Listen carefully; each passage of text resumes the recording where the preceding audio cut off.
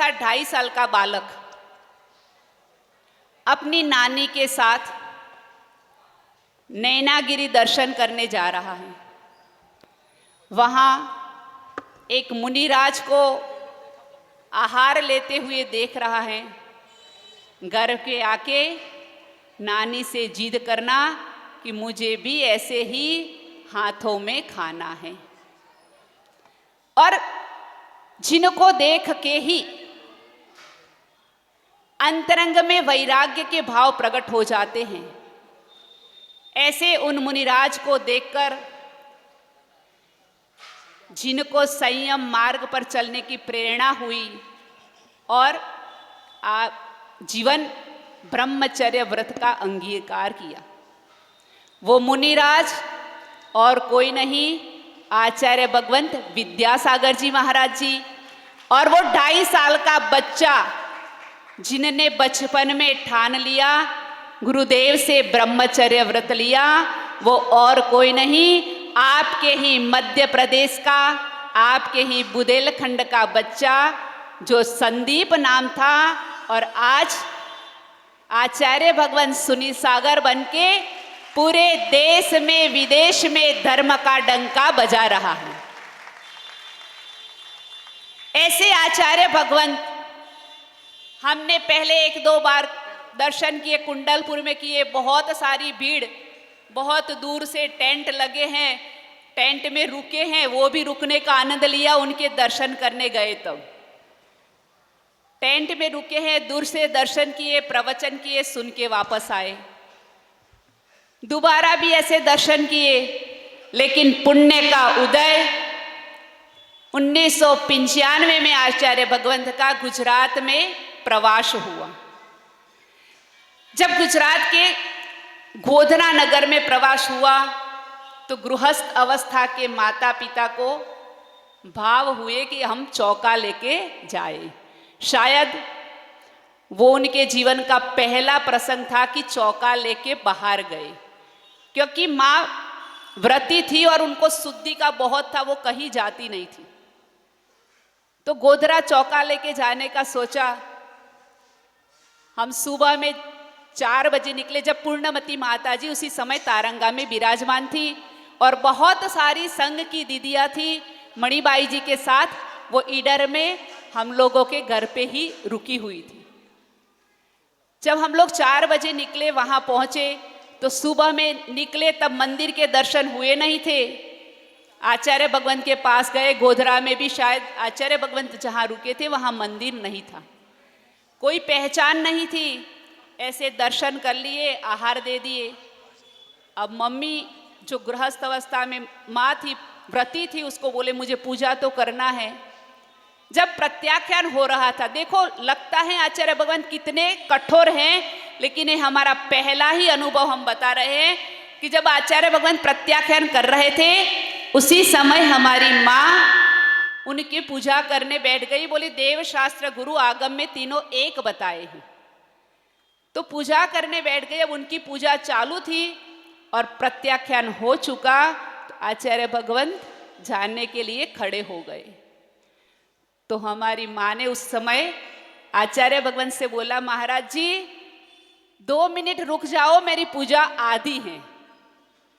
महाराज जी खड़े हो गए थे, वापस बैठने का तो काम नहीं था, लेकिन जब तक पूजा पूर्ण नहीं हुई, करीब 7 मिनट हो गई थी, तब तक आचार्य भगवंत उसी मुद्रा में वहां पर खड़े रहे। ये जो उनका पहला ही अनुभव, क्योंकि उसके पहले हमने बहुत दूर से दर्शन किए थे। फिर गोधरा से ईडर तक पूरा चौका लगा, 4-5 दिन का विहार था। रास्ते में तो कहीं उनका लाभ नहीं मिला, लेकिन जिस दिन इधर में पदार्पण हुआ, आज भी हमें वो दृश्य मालूम है। शायद घर में एक साथ 10 शादी हो तो भी जैसा माहौल नहीं हो, वैसा माहौल उस दिन था, क्योंकि रास्ते से सब पहचान लगे थे। चौके, घर में 3 तो चौके लगे थे ऊपर नीचे। और आचार्य श्री उस दिन निकले मंदिर से बिल्कुल नीची निगाह करके, जहां पापा लोग खड़गाने खड़े थे वहां खड़े हो गए और आहार का भी पुण्य मिला। जबकि उनका 4 घंटे का प्रवास था ईडर में, आहार लिया, मंदिर गए, सामायिक किया, सामायिक करके पहाड़ पे गए और वहां से सीधे तारंगा जी के लिए उतर गए। ये जो उनका वात्सल्य मिला, उनसे और प्रेरणा मिली।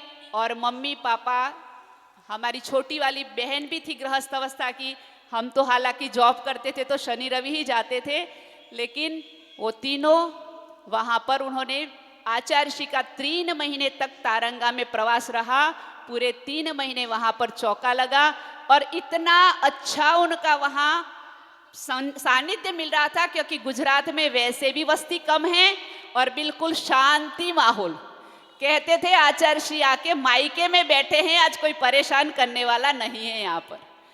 तो उसी माहौल में हमें तारंगा जी में भी आचार्य भगवंत के 5 आहार के लाभ मिले और वहाँ उनकी चर्या, उनकी साधना, उनका तेज देख के हमारा 5 साल का पहले व्रत था और उसी समय हमने उनसे पूरा व्रत ले लिया। आज वो व्रत की पूर्णता हमें आचार्य भगवंत सुनील सागर महाराज जी से हुई। हमने उन्हीं के कर कमलों से दीक्षा धारण करी।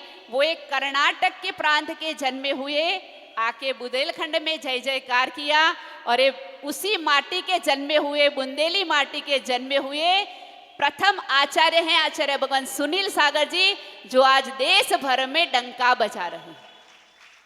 अभी भैया बता रहे थे कि बिना पढ़े 9वीं कक्षा तक पढ़े थे, न हिंदी आता था, कुछ भी नहीं, लेकिन ठान लेते थे जब तक हमारा ये तैयार नहीं होगा तब तक हम सोएंगे नहीं।